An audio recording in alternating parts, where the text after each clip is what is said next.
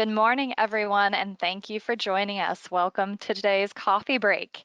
If you were able to join us last week, you probably remember our speakers, but for those of you who were not able to join, I'm Megan Reed, VP of Marketing at NetGain, and joining me is Scott Logan, Director of Security at NetGain, and Tim Smoot, Senior Systems Engineer at Arctic Wolf Networks.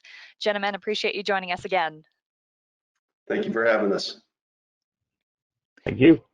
Yes. Today we are going to take a deeper dive into managed risk. And as with previous events, we want to kick it off with a quick polling question. So we want to learn a little bit about you all. Do you have or are you looking for a managed risk solution? Check out the options and select the one on your screen while we give everyone time to respond. Tim, what is managed risk? Well, I think managed risk is probably traditionally the easiest of the security tools to think about in terms of it's a proactive tool. The whole thought process behind managed risk is to look for the things that you know, the information that the industry is aware of, both from a threats perspective, but also from a patching and application vulnerability side of the coin, and then look for those and eliminate those before they can be exploited. The new part of managed risk, however, is extending that barrier and those risk thought processes past the individual endpoints and starting to look at things like your external web access and cloud-based tools and things of that nature. Wonderful. Scott, anything you'd like to add to that? Well, last week we talked about managed detection and response, or an MDR platform, and I loved the idea of having something that's monitoring my network and looking for nefarious activity and being able to provide a result or prevention for it. But I need something that will also scan my assets and identify weaknesses in them if something nefarious isn't happening. I want something that will constantly review what's going on throughout my infrastructure and provide me a result of weakness. And I think that's where the MR platform really succeeds. Mm-hmm. Wonderful. Let's close this poll here and see how the results came in. So it looks like a good number of the individuals on the call have a managed risk solution, and some are not actively looking but are interested. So that is good to know, and it can help guide the conversation a little bit. So let's get moving along here. All right, let's jump straight into managed risk. Tim, you want to start us off?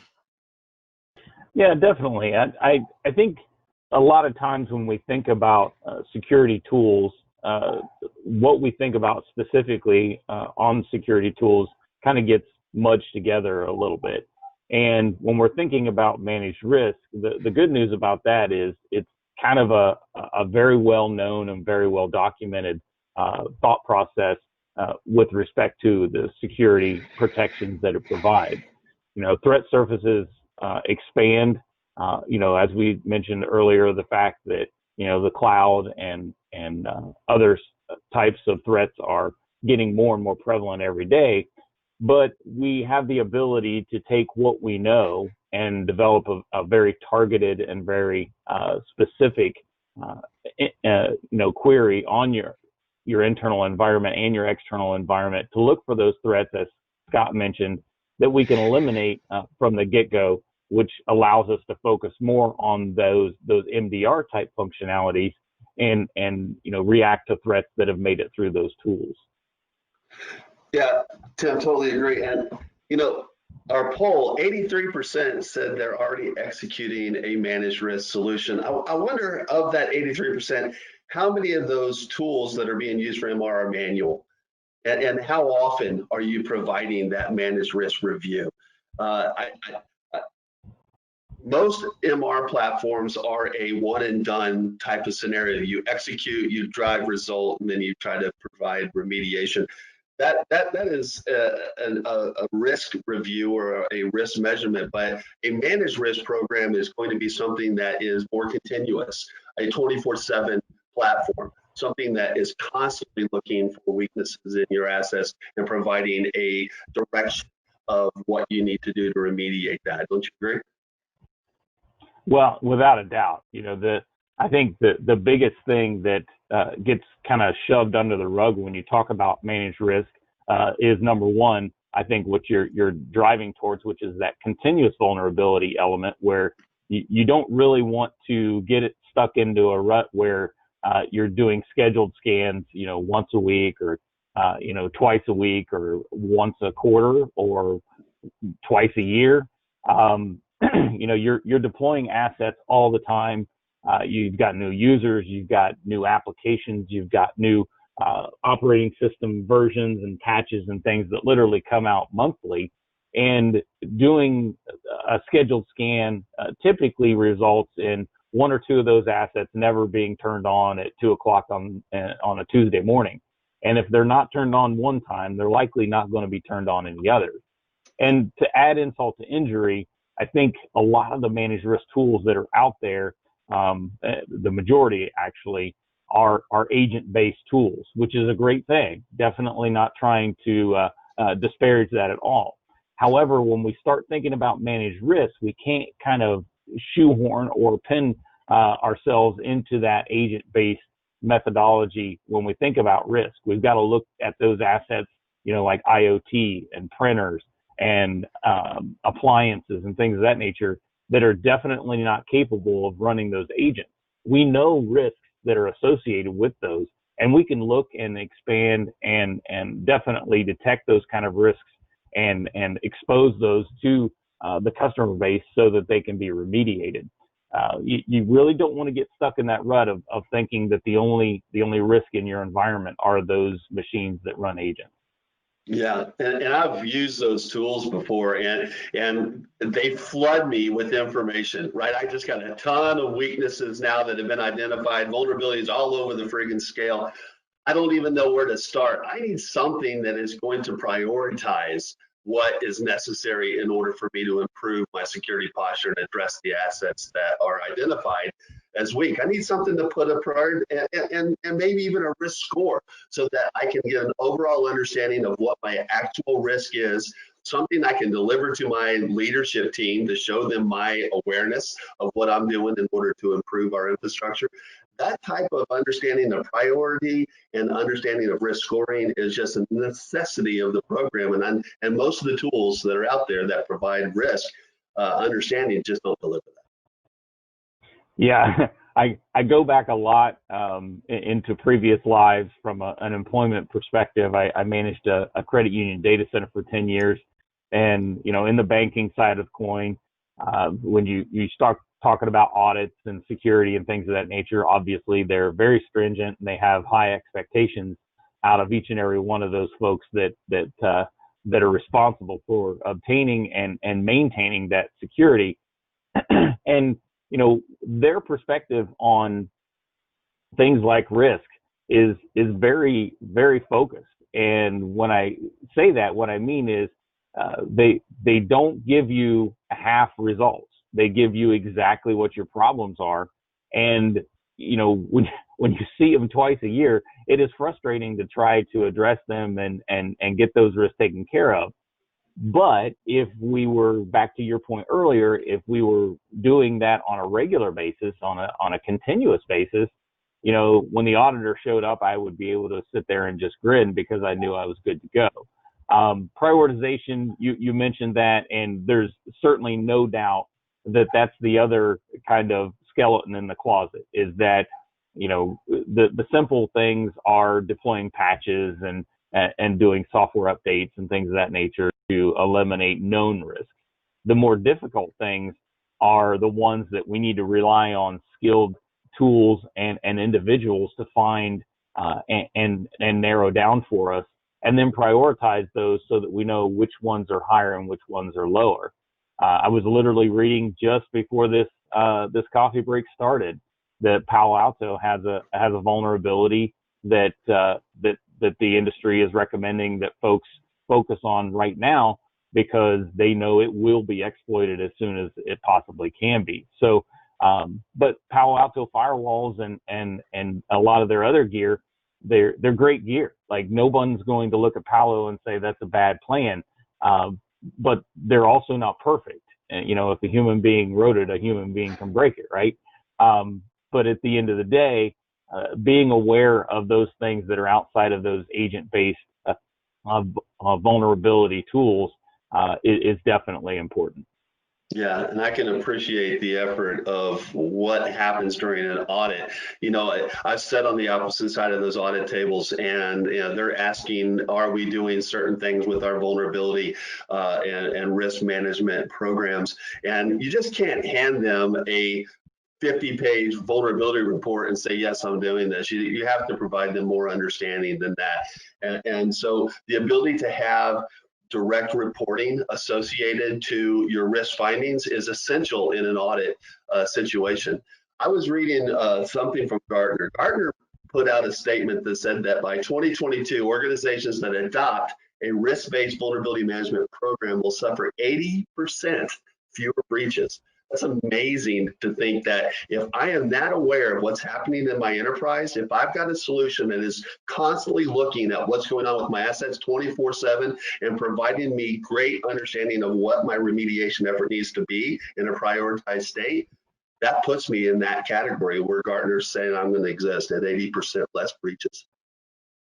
Definitely. And the last thing I would say is probably the stitching of all of it together, and it is the fact that internal and external vulnerability are things from a risk perspective that we have to look at as a unified thought process. We can't continue to think that simply preventing known internal vulnerabilities at our endpoint is the only way to be proactive in our overall security posture. There are very, very well documented and known external vulnerabilities out there, and whether those are just external firewall, VPN based vulnerabilities, applications, web based vulnerabilities, all those kind of things.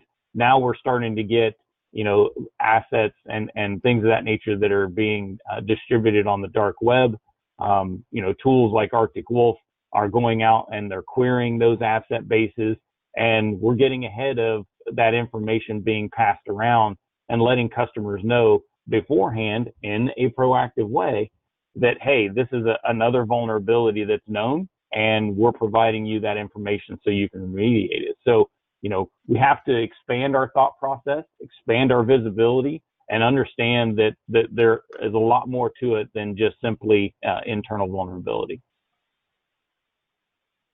Yeah, that's great, guys. 80% is a very, very large number, or very large percentage. So now we'd like to open the floor for questions. If you haven't done so already, please submit your question using the questions panel on the bottom right of your screen. And while you are doing that, I want to throw up another polling question, because we want to know how we can help you and how we can help continue this conversation and take you all to the next level in your security posture. So please take a second to answer that, and I will clear that off the screen in a minute or so here. Looks like our first question is, if you have an antivirus solution and a patch management tool, don't I have risk covered? Tim, you want to take that one? Yeah, that's a very common question, and honestly, there are some customers and or vendors that kind of lump those antivirus and patch management tools into the realm of a managed risk type tool.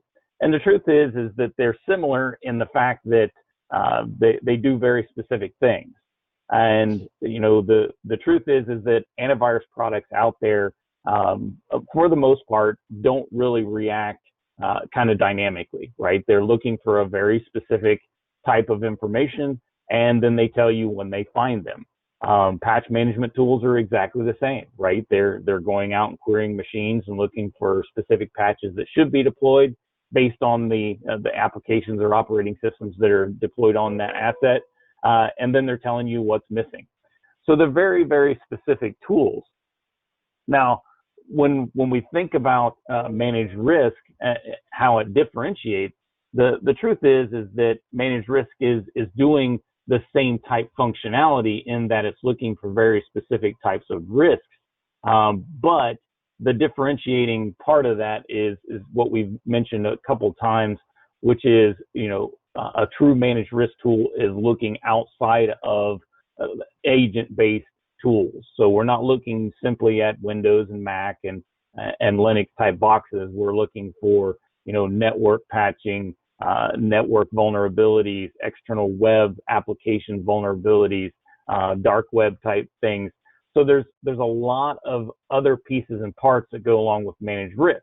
Now, the last part of that is an actual managed risk tool typically provides telemetry and asset information for those machines and endpoints that can run an agent back to another central tool, such as an MDR type tool, in order to play a good part and an additional information source in the overall MDR type deployment as well. So managed risk isn't antivirus and it's not a patching tool. It goes way beyond that. So definitely something you need to be looking at if you're limited to just an antivirus-based tool.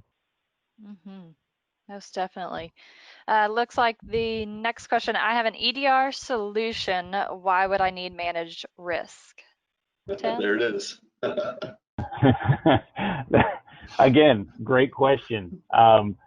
Easy to answer, and really the reason I say it's easy to answer is because literally the answer is written within the name. EDR stands for endpoint detection and response, and managed risk is, well, managed risk. We talked about this a bit last week, and we also just talked about it when we're thinking about things like antivirus and patch management. EDR tools are 100% focused on detecting certain things and then telling you that they're there, and allowing you to perform specific remediation tasks. EDR tools are great. Again, we are not in the business of disparaging tools, but an EDR tool is effectively an antivirus tool on steroids. It will certainly detect things that it knows, but it doesn't get outside of its box. It's not looking for things that we in the industry call indicators of compromise, right? It's not putting multiple pieces of information on that endpoint together and coming up with the fact that there's a new risk, right? It's looking for a very specific type of risk and giving you the knowledge that it's there and providing you with the remediation steps, whether that's software-based or through an MSSP like our friends there with NetGain to provide those remediation efforts. Mm-hmm. Yep. And Scott, I didn't flip the other question to you. Do you have anything you wanted to add to those two? No, I just thought it was funny that it said it doesn't step outside of its box. That's exactly where it sits, inside its box. It's an endpoint detection tool only. Yep. Okay, perfect. And then last question, I believe, unless we get one in while we're responding to this one. Most of my users are remote. How can managed risk help if my assets aren't within four walls? Wow, that's a good question, and that's a question of the times, right? Some of the biggest challenges that IT has right now is their remote office and their remote workers, their work at home force. Being able to keep eyes on those devices, being able to make sure that they stay mature in their security posture is really important, and a strong managed risk tool can do that. It's not limited to that asset being within its perimeter for it to be managed. It is managed no matter where it goes, and that's the effectiveness of the program. A good managed risk solution like the Arctic Wolf program can keep tabs on the device no matter where it is. It cannot leave the site of its understanding. The ability to be able to do that from an IT perspective is super important in maintaining this proper security posture of my workforce, and a good MR tool will do that. Mm-hmm. Yep. Tim, any last comments? No, the last thing I would really say, it definitely isn't any addition to the technical side of the coin. It's really about the thought process, is that, when we start looking at security tools, the first thing that we need to narrow down as we're evaluating those is is this tool going to help me and not provide or require additional work? And the thing that really gets complicated is when I have multiple security tools like an EDR solution, like a separate risk solution that are giving me information, but they're requiring me to do the correlation, the investigation and the remediation investigations. And that can really put you in a bind, because now you spent all this extra money for another tool and you've increased your workload. So, being aware of the fact that tools in the security bailiwick aren't really the kind of things that typically do everything on their own. They need management. They need attention. It's certainly a part of your security posture journey and a knowledge process. Yeah, and Megan, I want to add, I would be curious if you had that first poll up again, how much that 83%, based on the information we've now provided, would change that score. Yeah, that would be interesting to know and to find out. So, okay, thank you all for sticking with us through this. I know we're a little bit over on our time, but if you do have any other questions on the topic, please do not hesitate to reach out to NetGain using the contact information on the screen. Thank you, Tim and Scott, for your insights today, and thank you everyone for attending today's coffee break